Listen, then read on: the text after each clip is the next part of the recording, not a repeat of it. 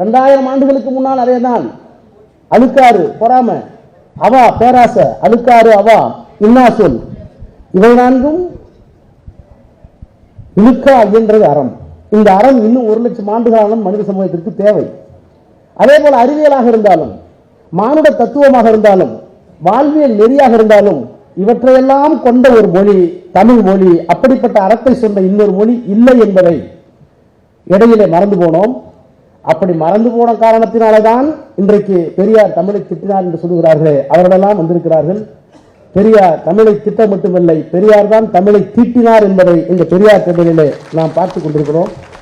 அப்படி தீட்டிய பெருமக்களில் மொழி வெறும் பரிவர்த்தனைக்கான பாஷை அல்ல, அது இந்த சமூகத்திற்கு பயன்படக்கூடிய ஒரு மொழி மட்டுமல்ல. இந்த சமுதாயத்தை செம்மைப்படுத்த, மேன்மைப்படுத்த, சமத்துவத்தை கொண்டு வருவதற்கு ஒரு மொழி இருக்கிறது என்றால் அது எங்கள் தமிழ் மொழிதான் என்று சொல்லுகின்ற ஒரு மிகப்பெரிய பெரு வாழ்வை வாழ்ந்து கொண்டிருப்பவர் தான் நம்முடைய பெருங்கவிக்கோ அவர்கள். அவருடைய தமிழிலே திராவிடம் இருக்கிறது. அவருடைய தமிழிலே திராவிடம் இருக்கிற காரணத்தினால் சமத்துவம் இருக்கிறது, சாதி ஒழிப்பு இருக்கிறது, பெண்ணடிமை ஒழிப்பு இருக்கிறது.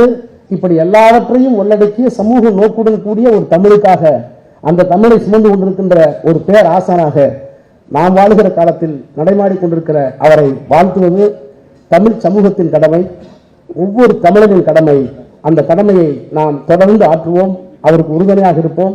அவர் இன்னும் பல ஆண்டு காலம், நான் பார்க்கிறேன், உங்களுடைய உணவு முறையா, உங்களுடைய ஒழுக்கமா, எல்லாவற்றையும் தாண்டி தமிழ் உங்களை வாழ வைத்துக் கொண்டிருக்கிறதான்னு தெரியல. 80 வயசுல எங்களால் நடக்க முடியாது, 70 வயசுல சுகர், 65 பிபி. ஆனா 90 வயசுல எத்தனை தடவை எழுந்திருக்கிறீங்க, உட்காருறீங்க, நடக்கிறீங்க. நான் நிச்சயமாக சொல்லுகிறேன், உணவு ஒரு காரணமாக இருக்கலாம், உங்களுடைய வாழ்க்கை முறையில் ஒழுக்கம் ஒரு காரணமாக இருக்கலாம், அதையெல்லாம் தாண்டி தமிழ் ஒரு காரணம் என்பதை நான் போய் உணர்கிறேன். 90 வயதையும் கடந்து என்னை பார்க்கறதுக்கு வர்றார், காரை விட்டு இறங்கி வர்றார், மெதுவாக வாங்கங்கிறேன், வேக வேகமாக வர்றார். தமிழ் பணியை கொடுத்துட்டு தான் போவார் ஒவ்வொரு மாதமும் வந்து. நான் அவர் பார்க்கிற போதெல்லாம் ஒரு பிரமிப்பாக பார்க்கிறேன். ஒரு மனிதர் ஒரு எளிய குடும்பத்திலே பிறந்து சாதாரணமாக தமிழ் கற்று அதிலே முனைப்போடு பட்டம் பெற்று அதற்கு பிறகு முனைவராக பொறுப்பேற்று தான் பெற்ற கல்வியும் தான் பெற்ற தமிழும் இந்த சமூகத்திற்கு விளைவிக்கக்கூடிய பயனாக இருக்க வேண்டும் என்று எண்ணுகிறார்கள் அல்லவா? நல்ல தமிழ் பேசி பட்டமன்றம் பேசி காசு வாங்கிட்டு போறது ஒரு தமிழ். தமிழை விற்பனைக்காக அல்ல, தமிழை தமிழ் சமுதாயம் விளைவிப்பதற்காக கொண்டு வந்து பெருமை சேர்த்திருக்கிற பெருமை நம்முடைய பெருமைக்கு அவர்களுக்கு. உங்களுடைய மொழிப்பணியில் சமுதாய பணியும் அடங்கியிருக்கிறது, எங்களை போன்ற அரசியல்வாதிகளை சீர்திருத்துகின்ற அரசியல் பணியும் அடங்கியிருக்கிறது.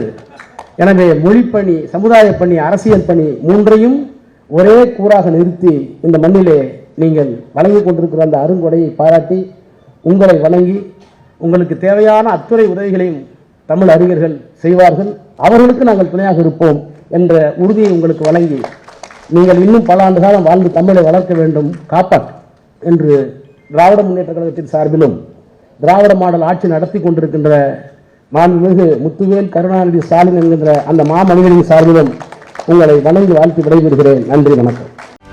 செய்திகளை உடனுக்குடனும் துல்லியமாகவும் தெரிந்து கொள்ள சப்ஸ்கிரைப் பண்ணுங்க.